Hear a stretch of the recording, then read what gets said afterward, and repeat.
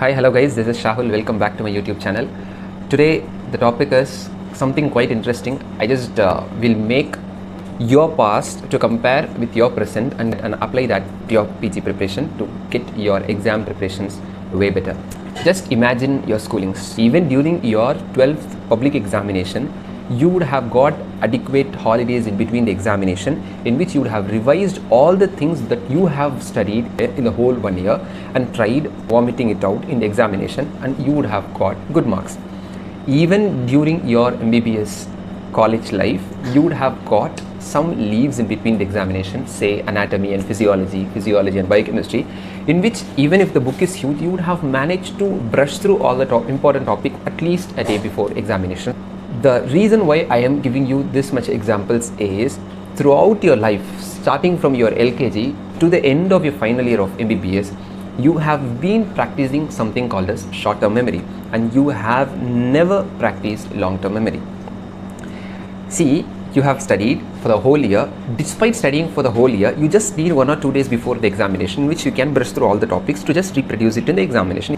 When it comes to your PG preparation, it's the whole sum of 19 subjects without even a single holiday, which means that you will not be able to follow this concept of short-term memory in your NEET examination, and only your long-term memory will pay your marks.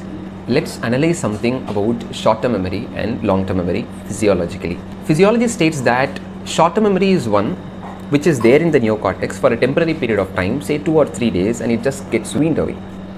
And long-term memory is one which gets stored in the deeper parts of the brain, and the information is there for a very long period of time. And there is a process called as consolidation, where these short-term memory are converted into long-term memory, especially during sleep. And the organ which is involved in that is, yes, hippocampus. It's hippocampus which converts this short-term memory into a long-term memory, especially during sleep. That's why during a preparation, sleep is a very important thing that has to be strictly followed. More than studies on a later part of examination, you will have to schedule your sleep more than your preparatory time. Barely you will get a week before the examination in which you can try to brush through as much as topic as possible, but still it is impossible to complete or cover all the subjects in the last 7 days. If a point is there in the long-term memory, it can stay in your brain for even years, but if it's there in the short-term memory, you won't be able to reproduce after 7 days. So what are you going to do? So you will have to focus more on long-term memory than on short-term memory. And how to do so? That is possible only with the help of frequent and spaced revisions. See, if you revise it for one time, probably you will convert some 30 to 40% of the topics or points, the facts that you have studied into the long-term segments. If you have revised it for 3 times, probably 60% of the topic would be there in the long-term. If you have revised it for 5 times or 6 times, nearly 80% of the topic that you have studied would have converted into long-term memory, and you would be able to reproduce whenever the questions are asked from the topic. So how to know whether a topic that you have studied is present in your short-term memory or long-term memory? There is a simple technique which you can follow if you have revised the topic some months before or some days before. Let's take foramens of the base of the skull and the structures passing through it. Before looking into the topic, just close the topic and try recalling what is there, because you would have studied that base of the skull some months before. And now this is the next revision. You would have been on the next revision. Just close the book. Before studying that, just close your eyes or just recall what are all the points that you are able to recall from the base of the skulls and structures passing through it.